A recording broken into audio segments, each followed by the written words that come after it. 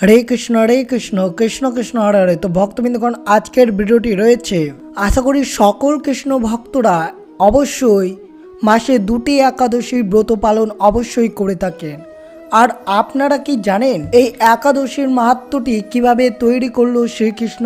যে কোনো মাসে দুটো একাদশী কেন উপবাস করতে হয় এই সকল কৃষ্ণ ভক্তদের অবশ্যই দেখবেন। একাদশী ব্রত যদি উপবাস করেন বা ব্রতটি যদি আপনি করেন তাহলে এর লাভ কি হতে পারেন আপনি জানেন?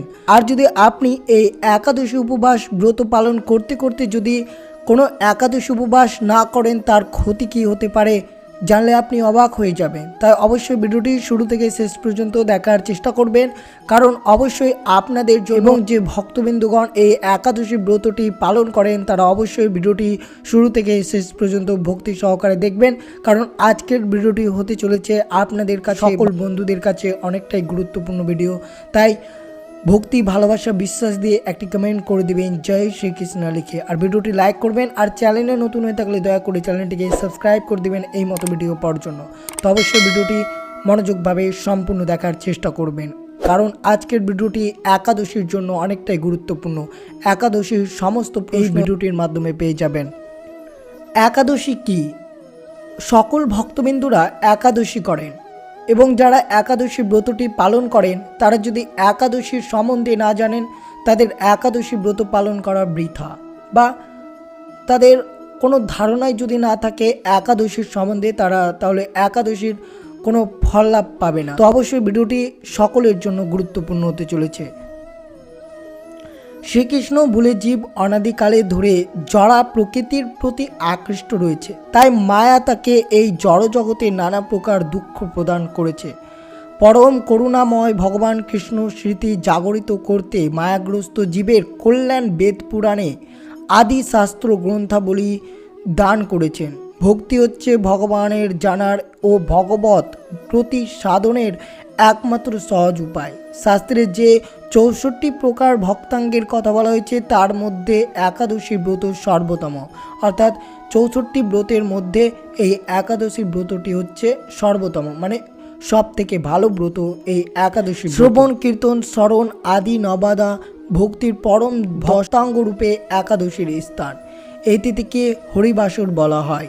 তাই ভক্তি লাভেচ্ছু সকলেই একাদশী ব্রত পালনের পরম উপযোগিতার কথা বিভিন্ন পুরাণে বর্ণিত হয়েছে।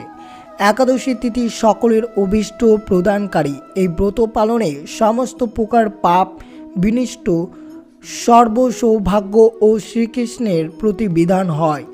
নারী পুরুষ নির্বিশেষে 8 থেকে 80 বছর বয়স পর্যন্ত যে কোনো ব্যক্তিরাই ভক্তি সহকারে এই একাদশী ব্রত পালন করতে পারবে। অবশ্যই এই মাসে যে কোনো দুটো একাদশী এই ভক্তি সহকারে নারী থেকে পুরুষ 8 থেকে 80 বছর বয়সের মহিলা বা পুরুষরা এই একাদশী ব্রত পালন সকলেই কৃষ্ণ ভক্তরা করতে পাবে। সংকটজনক অবস্থা বা জন্ম মৃত্যুর অশৌচ কখনো একাদশী পরিত্যাগ করতে নেই। একাদশীতে শ্রাদ্ধ উপস্থিত হলেও সেদিন না করে দ্বাদশীতে শ্রাদ্ধ করা উচিত। শুধু বৈষ্ণবরাই নয়, শিবের উপাসক সূর্য চন্দ্র সকলের কর্তব্য একাদশী পালন করা। দুর্লভ মানব জীবন লাভ করেও এই ব্রত অনুষ্ঠান না করলে বহু দুঃখে কষ্ট 84 লক্ষ যোনিতে ভ্রমণ করতে হয়। অহংকারবশত একাদশী ব্রত ত্যাগ করলে যম যন্ত্রণা ভোগ করতে হয় সকল বন্ধুদের। যে ব্যক্তি অর্থাৎ যে বন্ধুরা এই ব্রতকে তুচ্ছ জ্ঞান করে জীবিত হয়েও সে মৃতের সমান। কেউ যদি বলে একাদশী পালনের দরকারটা কি, সে নিশ্চয় কুন্তি পাক নরকের যাত্রী। যারা একাদশী পালনের নিষেধাজ্ঞা জারি করে শনির কোপে তারা বিনষ্ট হয়। একাদশীকে উপেক্ষা করে তীর্থস্থান আদি অন্য ব্রত পালনকারীর অবস্থা গাছের গোড়া কেটে পাতায় জল দানের মতোই। একাদশী বাদ দিয়ে যারা দেহ ধর্মে অধিক আগ্রহ দেখায় ধর্মের নামে পাপ রাশিতে তাদের উদর পূর্ণ হয়। কলহ বিবাদের কারণেই একাদশীর দিনে উপবাস করলে অজ্ঞাত সুকৃতি সঞ্চিত হয়। পুণ্য প্রদায়নী সর্বশ্রেষ্ঠ এই ব্রত শ্রীহরির অতি প্রিয়। একাদশী ব্রত পালনে যে ফল লাভ হয় অশ্বমেধ রাজসূয় ও বাজপেয় যজ্ঞের দ্বারাও তা হয় না। দেবরাজ ইন্দ্র ও যথাবিধি একাদশী পালনকারীকে সম্মান করে। একাদশী ব্রতে ভগবত শ্রবণে পৃথিবীর দানের ফল লাভ হয়। অনাহার থেকে হরিনাম হরিকথার রাত্রি জাগরণে একাদশী পালন করা কর্তব্য। কেউ যদি একাদশী ব্রতে শুধু উপবাস করে তাতে বহু ফল পাওয়া যায়। শুদ্ধ ভক্তরা এই দিনে একাদশ ইন্দ্রিয়াকে শ্রীকৃষ্ণের সমর্পণ করে। একাদশীতে শস্যর মধ্যে সমস্ত পাপ অবস্থান করে, তাই চাল ডাল আটা ময়দা সুজি সরিষা আদি জাতীয় খাদ্যদ্রব্য একাদশীর দিনে বর্জন করা উচিত।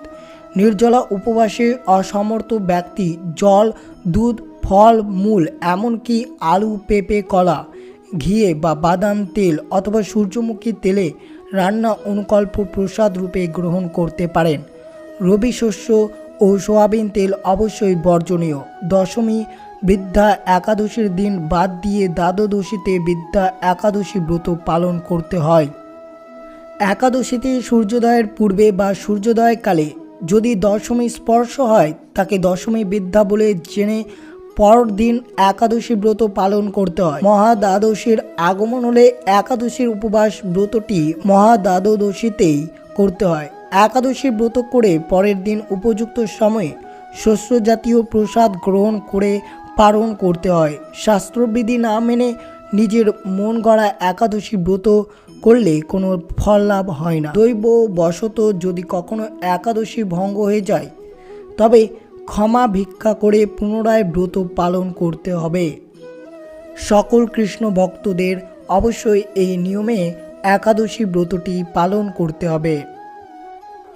একাদশী কিভাবে পালন করবেন? ভোরে শয্যা ত্যাগ করে শুচিশুদ্ধ হয়ে শ্রীহরির মঙ্গল আরতির অংশগ্রহণ করতে হবে। সকল বন্ধুদের শ্রীহরির পাদপদ্মে প্রার্থনা করতে হবে, হে শ্রীকৃষ্ণ আজ যেন এই মঙ্গলময়ী যে কোনো আপনি একাদশীর নাম নিয়ে বলবেন। আমি একটা উদাহরণ দিয়ে আপনাদেরকে বুঝিয়ে দিচ্ছি কিভাবে বলতে হবে। হে শ্রীকৃষ্ণ আজ যেন এই মঙ্গলময়ী পবিত্র একাদশী সুন্দরভাবে পালন করতে পারি। যে কোনো একাদশীর নাম বলবেন। হে শ্রীকৃষ্ণ আজ যেন এই মঙ্গলময়ী রমা একাদশী বা উত্থান একাদশী বা পবিত্র একাদশী এই সুন্দরভাবে পালন করতে পারি, আপনি আমাকে কৃপা করুন।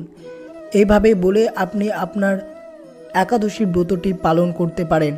একাদশীতে গায়ে তেল মাখা সাবান মাখা পরনিন্দা পরচর্চা মিথ্যা ভাষণ ক্রোধ দিবানিদ্রা সাংসারিক আলাপাদি বর্জনীয়। এইসব জিনিস সকল কৃষ্ণ ভক্ত বা বন্ধুদেরকে বর্জন করতে হবে।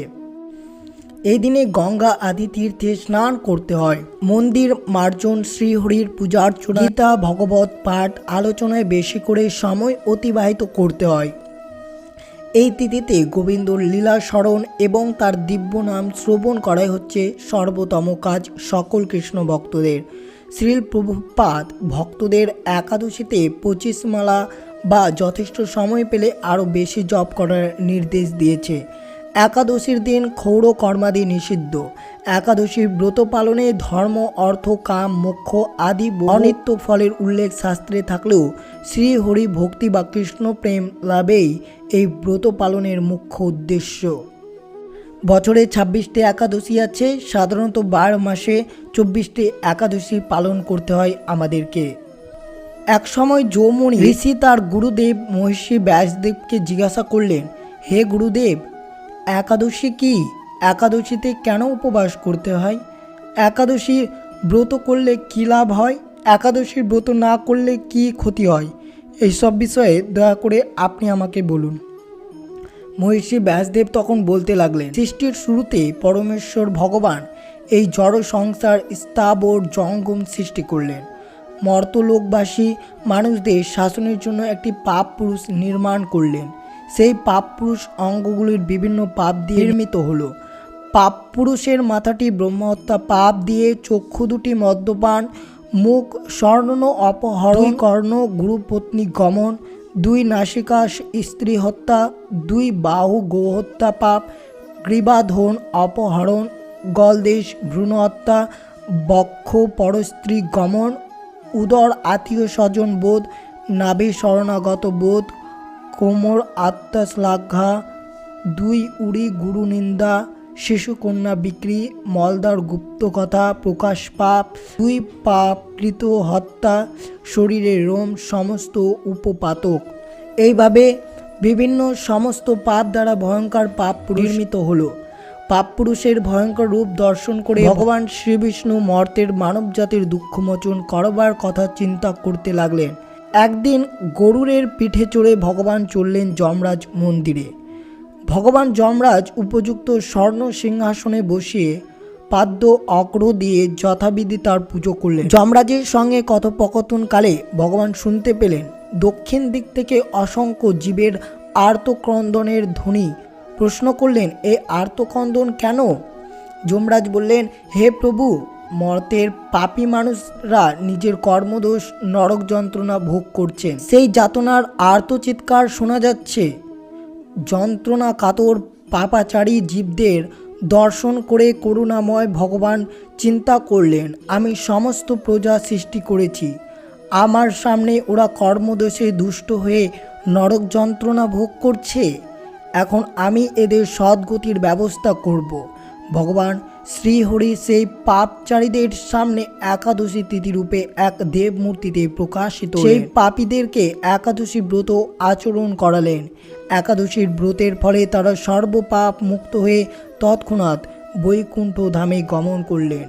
শ্রী ব্যাসদেব বললেন, হে জৈমিনী, শ্রীহরির প্রকাশ এই একাদশীর সমস্ত সুকর্মের মধ্যে শ্রেষ্ঠ এবং সমস্ত ব্রতের মধ্যে উত্তম ব্রত। কিছুদিন পর ভগবান সৃষ্টি পাপ পুরুষ এসে শ্রীহরির কাছে করজোড়ে কাতর প্রার্থনা জানাতে লাগলেন, হে ভগবান, আমি আপনার প্রজা, আমাকে যারা আশ্রয় করে থাকে তাদের কর্ম অনুযায়ী তাদের দুঃখ দান করাই আমার কাজ ছিল, কিন্তু সম্প্রতি একাদশীর প্রভাবে আমি কিছুই করতে পারছি না, বরং ক্ষয়প্রাপ্ত হচ্ছি। কেননা একাদশীর ব্রতের ফলে প্রায় সব পাপচারীরা বৈকুণ্ঠের বাসিন্দা হয়ে যাচ্ছে। হে ভগবান, এখন আমি কি করব? আমি কাকে আশ্রয় করে থাকব? সবাই যদি বৈকুণ্ঠে চলে যায় তবে এই মর্তে জগতের কি হবে? আপনি বা কার সঙ্গে এই মর্তে ক্রিয়া করবেন? পাপ পুরুষ প্রার্থনা করতে লাগলো, হে ভগবান, যদি আপনার এই সৃষ্টি বিশ্বে ক্রিয়া করবার ইচ্ছা থাকে তবে আমার দুঃখ দূর করুন, একাদশীর তিথির ভয় থেকে আমাকে রক্ষা করুন। হে কৈটব নাশন, আমি একমাত্র একাদশীর ভয়ে ভীত হয়ে পালন করছি। মানুষ, পশু পাখি, কীট পতঙ্গ, জল স্থল, বন প্রান্তর, পর্বত, সমুদ্র, বৃক্ষ, নদী, স্বর্গ, মর্ত্য, পাতাল সর্বতই আশ্রয় নেওয়ার চেষ্টা করেছি, কিন্তু একাদশীর প্রভাব কোথাও নির্ভয় স্থান পাচ্ছি না। দেখে আজ আপনার শরণাপন্ন হয়েছি। হে ভগবান, এখন দেখছি আপনার সৃষ্টি অনন্ত কোটি ব্রাহ্মণদের মধ্যে একাদশী প্রাধান্য লাভ করেছেন, সেই জন্য আমি কোথায় আশ্রয় পেতে পারছি না। আপনি কৃপা করে আমাকে এটি নির্ভয় স্থান প্রদান করুন। পাপ পুরুষের প্রার্থনা শুনে ভগবান শ্রীহরি বলতে লাগলেন, হে পাপ পুরুষ, তুমি দুঃখ করো না।